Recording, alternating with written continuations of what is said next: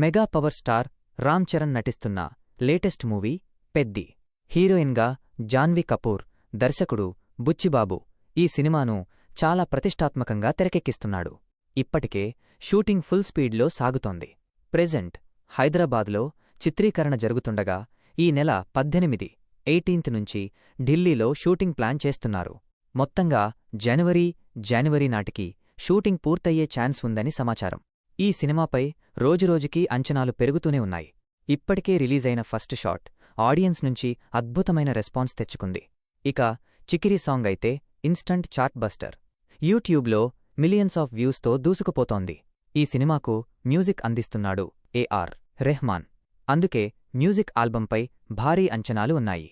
ఇక latest update ఏంటంటే ఈ సినిమాలో ఒక స్పెషల్ సాంగ్ ప్లాన్ చేస్తున్నారట.